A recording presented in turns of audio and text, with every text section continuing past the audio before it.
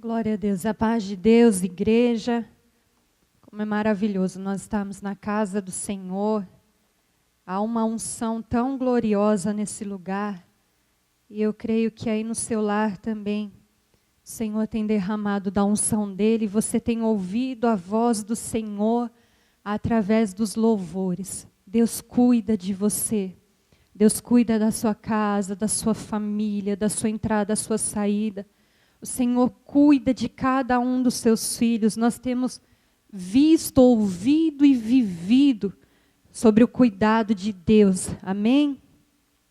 Nós vamos meditar na palavra do Senhor e eu convido você a abrir a sua Bíblia no Evangelho segundo escreveu João, capítulo 2 e o primeiro versículo. João, capítulo 2, o versículo 1. Glória a Deus. Sabemos que não podemos estar reunidos presencialmente, mas você aí no seu lar, eu creio que tem louvado a Deus, tem dado o seu culto ao Senhor. Eu creio que o Senhor tem fortalecido a cada um dos irmãos. Eu creio que o Senhor tem a cada dia revestido a cada um de força. Mas se em algum momento você se sentir enfraquecido, sem forças de orar, se em algum momento você sentir muito forte a necessidade de estar aqui na igreja, receber uma oração, você pode entrar em contato conosco para nós agendarmos um horário para você estar aqui, um breve horário. Não podemos muitas pessoas, mas uma de cada vez. Você pode vir à igreja, fazer aqui a sua oração e ir embora. Se você sente essa necessidade, você pode estar entrando em contato com a gente para agendar esse horário, para você receber uma oração e estar na casa do Senhor. Amém? Enquanto isso, nós vamos louvando ao Senhor e cultuando através dos cultos online, que também tem sido bênção e também tem alcançado muitas vidas. João capítulo 2, o primeiro versículo diz assim: no terceiro dia, houve um casamento em Caná da Galileia. A mãe de Jesus estava ali. Jesus e os seus discípulos também foram convidados. Mas tendo acabado o vinho, a mãe de Jesus lhe disse: eles não têm mais vinho. Jesus lhe disse: mulher, em que essa tua preocupação tem a ver comigo? Ainda não é chegada a minha hora. Sua mãe disse aos serviçais: seja o que for que ele vos pedir, fazei. E estavam ali 6 jarros de pedra, que os judeus usavam para as purificações. E cada um levava 2 ou 3 metretas. Jesus disse aos serviçais: enchei os jarros com água. E os encheram até a borda. Até aqui, igreja. Amém? Eu creio que é tão importante nós falarmos dos milagres do Senhor nesses dias que temos vivido. Nós olharmos para a palavra de Deus e lermos os relatos dos milagres de Jesus. Isso renova a nossa fé, que por tantas vezes é bombardeada com más notícias, ou com aquilo que os nossos olhos veem, que sabemos que está acontecendo. Nesses momentos é tão importante você olhar para a palavra e se lembrar do poder de Deus. E se lembrar que o Deus, Jesus, que operou esses milagres que nós lemos na palavra, ele não mudou, ele é o mesmo ontem, hoje, eternamente. E sabermos que Deus olha para nós com tanto amor, a ponto de cuidar de cada um de nós. Isso reaviva a nossa fé. Então eu quero convidar você para durante essa semana, você, em todos os dias da semana, ter um tempo ali, você e Deus, e você meditar nos milagres de Jesus, naquilo que Jesus fez, e naquilo que Ele é poderoso para fazer, e se lembrar dos milagres que você já viveu com Deus, se lembrar dos milagres que você já presenciou, que você já ouviu, que você já testemunhou, e que você viveu com Deus, para que a sua fé seja reavivada, para que a sua fé seja renovada. Quando a gente fala de milagre, tem gente que duvida, mas também tem gente que acredita. Quando a gente fala de milagre, tem gente que só ouve falar, mas tem gente que vive. Quando a gente fala de milagres, a gente fala daquilo que muitas pessoas viveram. E alguns querem explicar, e outros simplesmente vivem, porque sabem que não podem explicar. Milagres é algo glorioso. Jesus operou milagres. João fala desse primeiro milagre que Jesus operou em um casamento. Eles passaram ali por uma situação embaraçosa, acaba o vinho numa festa de casamento, e Jesus estava ali. E esse é um ponto tão importante nessa palavra, nós olharmos e vermos, aconteceu um milagre ali. Mas aconteceu porque Jesus estava lá. Porque Jesus foi convidado. Não foram buscar Jesus depois que o problema apareceu. Jesus já estava lá. Jesus já faz parte da sua vida. A sua vida já é de Jesus, você já convidou Jesus para entrar em sua vida, em sua casa, em seu coração. Ele diz, eis que estou à porta e bato. Se alguém abrir, eu entrarei e eu cearei com ele e ele comigo. O fato de Jesus já estar ali, o fato de pessoas se disporem a obedecer, esse vinho, que quando a gente olha para a palavra de Deus, ele simboliza a alegria que tantos já perderam, a alegria que já não tem mais em tantos lares, em tantos casamentos, a alegria que já acabou em tantas famílias, em tantas vidas. Hoje o Senhor fala conosco de transformar situações para que a alegria volte para a sua vida, para a nossa família. A alegria do Senhor que é a nossa força. A alegria do Senhor que quando nós compreendemos que o fato de estarmos alegres é a despeito de circunstâncias. A nossa alegria vem por termos Deus, por termos a presença de Jesus. Aí ninguém rouba mais essa alegria de nós. Essa alegria que tantos precisam. Talvez hoje você olha para a sua vida e pensa, eu não tenho alegria. Quando eu penso que eu vou ficar alegre, já vem logo algo e aquela alegria vai embora. Jesus está falando pela palavra de situações que vão ser transformadas para que a alegria volte. A alegria da salvação, você olhar novamente para a sua vida e se alegrar pela esperança da salvação que Jesus te dá. Houve ali uma disposição em obedecer, pegue as talhas, encha com água. Essas talhas simbolizam a nossa vida. E a água é a palavra de Deus que nos limpa, que nos lava, que nos purifica. A água simboliza o Espírito Santo, do qual nós temos que nos encher, para que haja alegria na nossa vida. Maria disse aqui, tudo que ele pedir para vocês, façam. E eles fizeram.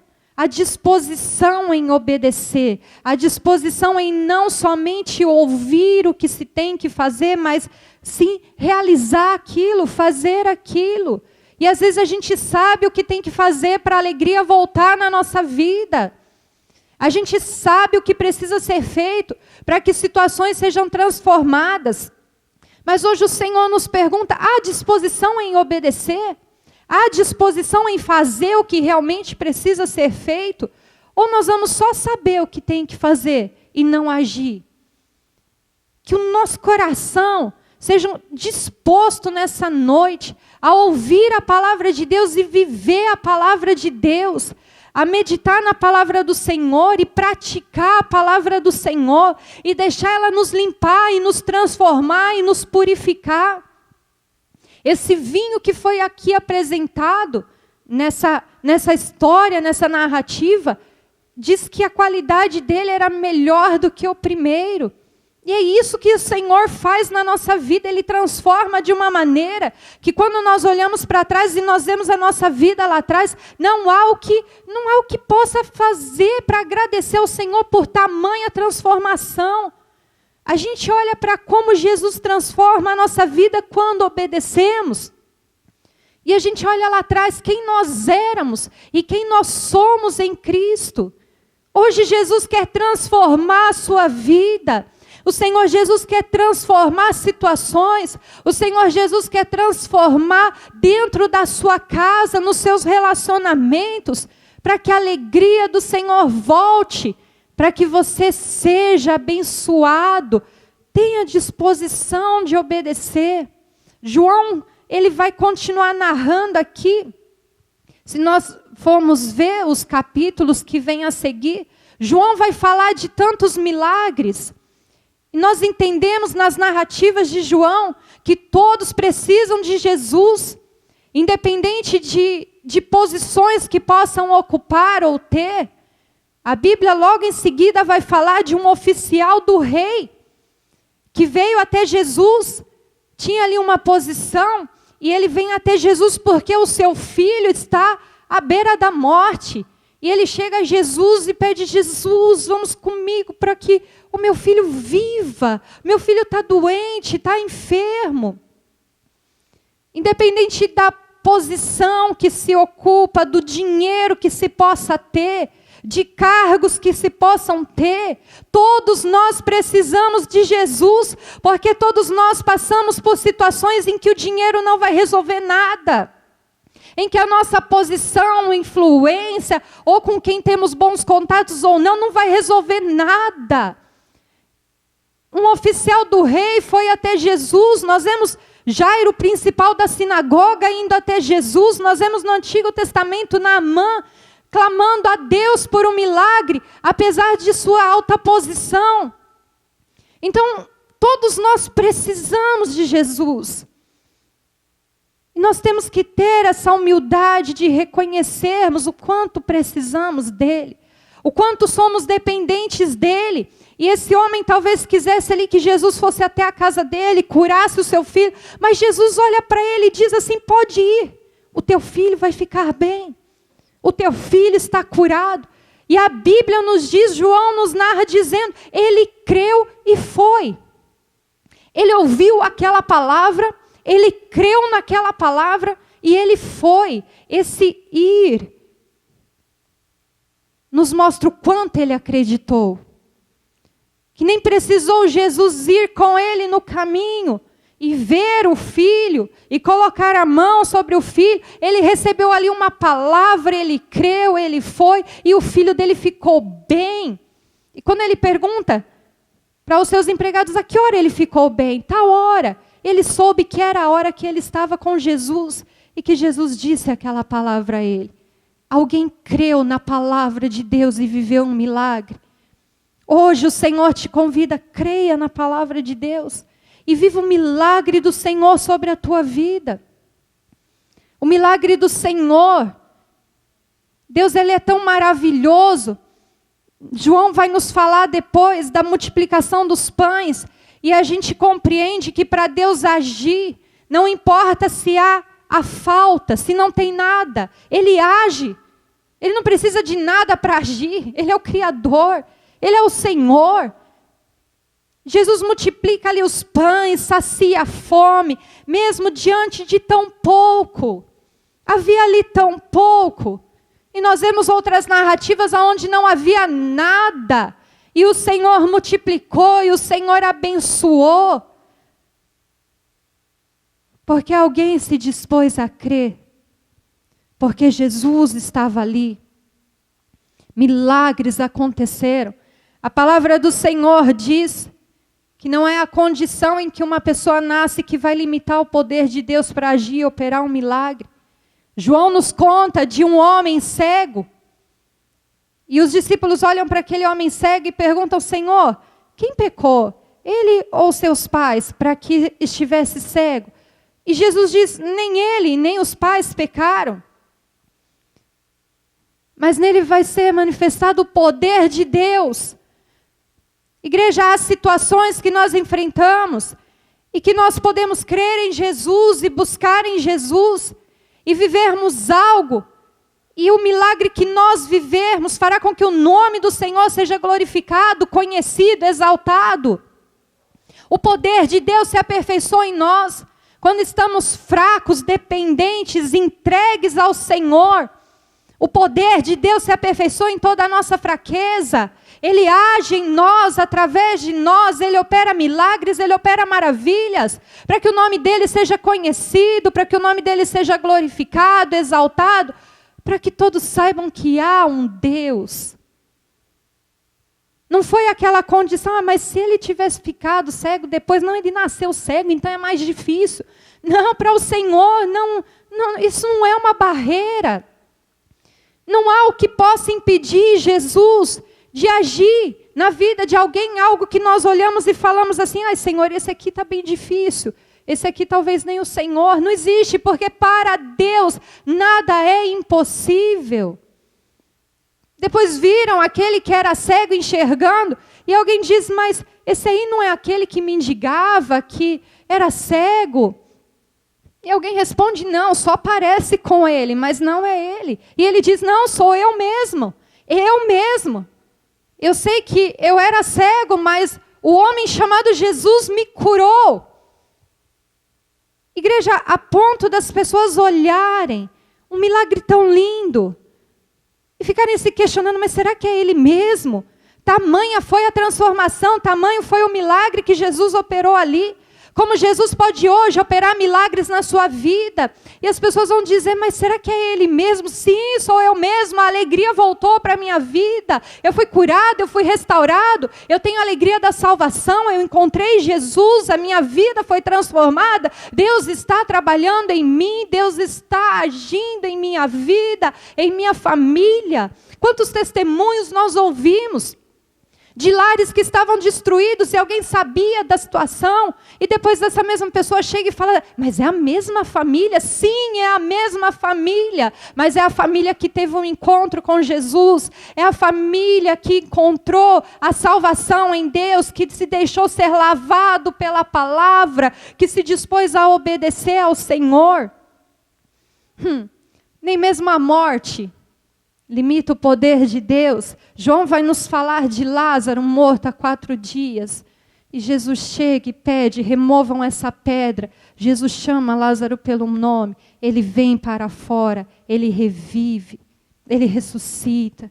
Nem mesmo a morte, o tempo da morte, foi ali capaz de impedir o agir de Jesus. Igreja, a palavra de Deus nos fala de milagres gloriosos. Não é o tempo que vai impedir que Jesus venha e opere um milagre. João nos conta de um homem há 38 anos, à beira de um tanque, sem poder andar, ninguém o ajudava. Mas Jesus chega para ele e diz, você quer ser curado? E ali ele é curado. Jesus fala para ele, levanta, anda. Ele levantou, ele andou, ele creu naquela palavra.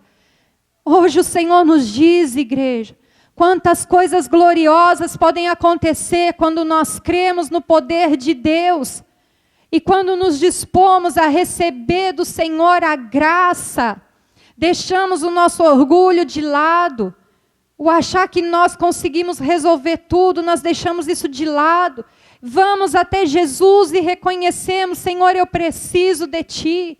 Hoje você pode dizer para o Senhor o quanto você precisa dEle, o quanto você precisa da graça, o quanto você precisa da misericórdia. A gente vê Jesus operando tantos milagres. Por que Jesus operava tantos milagres? Será que era porque Ele queria ser aplaudido pelas pessoas? Será que Jesus operava milagres para que as pessoas seguissem a Ele? Você acha que Jesus operava milagres para que fosse o nome dele divulgado? Quantas vezes Jesus falou, não conte para ninguém? Por que Jesus operava tantos milagres? Por amor, por compaixão àquelas vidas. Jesus operava milagres porque ele olhava e se compadecia de vidas que estavam sofrendo. Como hoje pode haver tantas vidas clamando ao Senhor por um milagre, seja ele qual for. Mas o maior milagre que Jesus faz em nós, o maior milagre que podemos receber de Jesus, é a nossa salvação. Porque nós estávamos mortos nos nossos delitos, nos nossos pecados. Estávamos escravizados pelo pecado. Havia uma dívida pesando sobre nós que nós não podíamos pagar. Éramos escravos do adversário das nossas almas. Mas Jesus morreu na cruz do Calvário por nós. Verteu o teu sangue ali, o seu sangue foi vertido naquela cruz.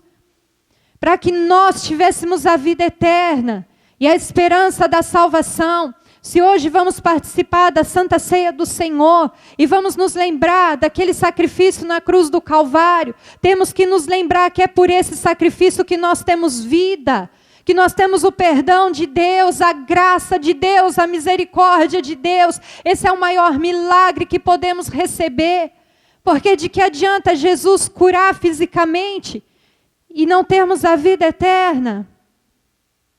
Precisamos da salvação, precisamos da misericórdia e da graça de Deus todos os dias da nossa vida. Até mesmo Lázaro, que ressuscitou, depois morreu.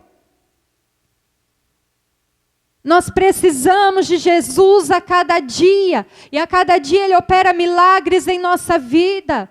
E a cada dia Ele nos transforma, e a cada dia Ele nos cura, mas a nossa vida é um vapor. A nossa vida passa tão rápido, os anos de vida passam tão rápido. O que nós temos feito com a vida que Jesus nos deu? O que nós temos feito com cada dia de vida, que é um presente e também é um milagre de Deus? Como nós temos vivido a vida que o Senhor nos deu? Será que já acabou a alegria?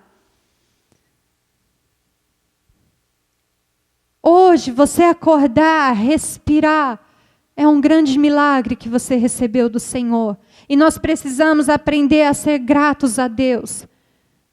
Jesus disse para Marta e para Maria: eu sou a ressurreição e a vida. Aquele que crê em mim, ainda que esteja morto, viverá. Crês tu nisso? Você consegue crer nisso? Que mais do que operar milagres aqui nos nossos dias, e Ele pode, se Ele traz uma palavra nessa noite falando de milagres, é porque vidas vão viver grandes milagres, porque em Deus, por obedecer à voz de Deus. Mas você crê que ainda que esteja morto, viverá?